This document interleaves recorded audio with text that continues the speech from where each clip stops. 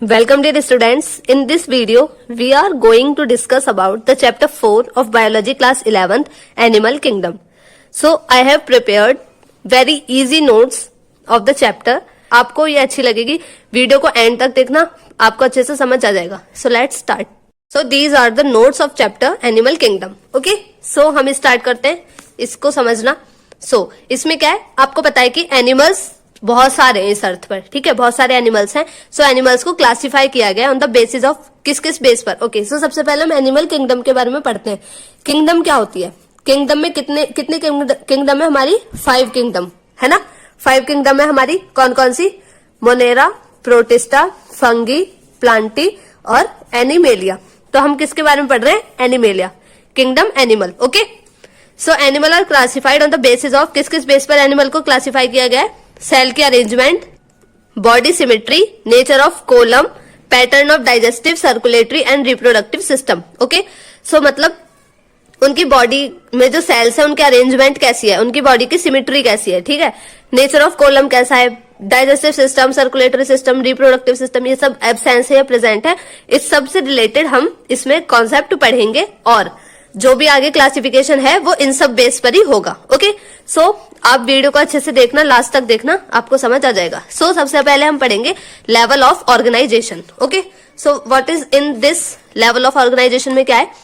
4 level है. Cellular level, tissue level, organ level and organ system level. जैसे आपने पढ़ा है ना, सबसे पहले सेल्स होते हैं, फिर ऑर्गन, फिर उससे टिश्यू बना, फिर ऑर्गन बना, फिर ऑर्गन सिस्टम बन गया. ओके, सो ये वही है. तो सेलुलर लेवल में हमारे स्पंजेस आते हैं, टिश्यू लेवल में नाइडेरियंस, ऑर्गन लेवल में प्लेटियलमेंट्स और ऑर्गन सिस्टम लेवल में हमारे आते हैं आर्थ्रोपोडा. ओके, सो आपको लेवल ऑफ ऑर्गेनाइजेशन याद रखना है. लेवल ऑफ ऑर्गेनाइजेशन में क्या है? Cell, tissue, organ and organ system.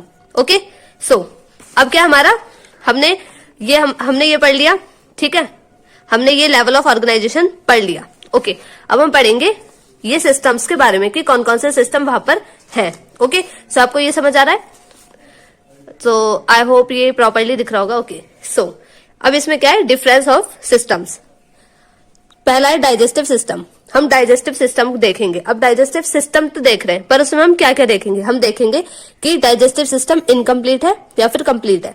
Incomplete कौन सा होता है? जिसमें सिर्फ एक ओपनिंग है, ठीक है, मतलब सिर्फ वो या वहीं से वो इंजेस्ट भी करते हैं फूड को और वो एक्सक्रीट भी करते हैं. ओके, बट जो कंप्लीट होता है उसमें 2 ओपनिंग होती है. जैसे हमारे अंदर ह्यूमन बॉडी में 2 ओपनिंग है, माउथ एंड एनस. उसी तरह जो कंप्लीट डाइजेस्टिव सिस्टम होता है उसमें 2 ओपनिंग होती है और इनकम्प्लीट में 1 ओपनिंग.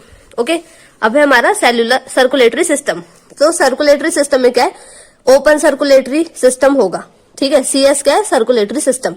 इसमें ब्लड जो है हार्ट के, blood is pumped out of heart and cells. मतलब जो ब्लड है वो हार्ट के बाहर पंप तो किया जाता है, पर उसमें क्या होता है, जो टिश्यूज होते हैं हमारे वो डायरेक्टली बात हो जाते हैं, मतलब कि टिश्यू के अंदर नहीं जाता वो, ठीक है. वो किसी, जैसे हमारे अंदर है ना एक प्रॉपर सर्कुलेशन, ठीक है, सर्कुलेटरी सिस्टम क्लोज्ड है हमारे अंदर, जिसमें क्या होता है आर्टरीज, वेन्स और कैपिलरीज के थ्रू ब्लड जाता है हमारी बॉडी में. बट इसमें क्या होता है, डायरेक्ट जो ब्लड पंप होता है वो पूरी बॉडी में ऐसे ही हो जाता है जिसमें टिश्यू बात हो जाते हैं, ठीक है, पूरे टिश्यू मतलब नहा जाते हैं इस तरह से. अब है रेस्पिरेटरी सिस्टम, जिसमें लंग्स होते हैं. जो प्रॉपर एक कंप्लीट रेस्पिरेटरी सिस्टम है उसमें क्या होगा? लंग्स होंगे या फिर कोई और ऑर्गन होगा जो रेस्पिरेशन में हेल्प करते हैं, ठीक है. मतलब लंग्स के साथ जो हमारे ऑर्गन है, जैसे ट्रैकिया, ठीक है, और हमारी एल्वियोलीज, ये सब, तो वो क्या एक कंप्लीट रेस्पिरेटरी सिस्टम, अदरवाइज वो नहीं है.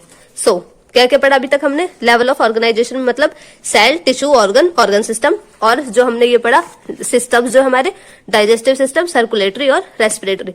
डाइजेस्टिव में कंप्लीट और इनकम्प्लीट, सर्कुलेटरी में ओपन और क्लोज, रेस्पिरेशन में भी कंप्लीट, इनकम्प्लीट.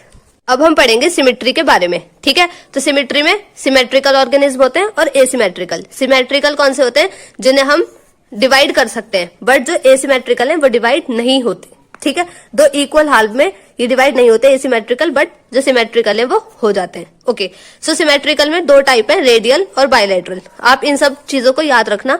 सो रेडियल में क्या होता है? जो किसी भी प्लेन से डिवाइड हो जाए. सपोज हमारा ये है, ठीक है, तो हम उसे ऐसे ऐसे ऐसे, मतलब कोई भी ऐसी चीज लाइक स्टारफिश, आप स्टार फिश को लीजिए, ठीक है, ऐसे वो इक्वल हाफ में डिवाइड हुई, अगर हम ऐसे कर दे तब भी हो जाएगी, ऐसे कर दे तब भी हो जाएगी, मतलब किसी भी प्लेन से वो डिवाइड हो सकती है इक्वल हाफ में, कभी भी होगी, किसी भी प्लेन से करेंगे इक्वल होगी।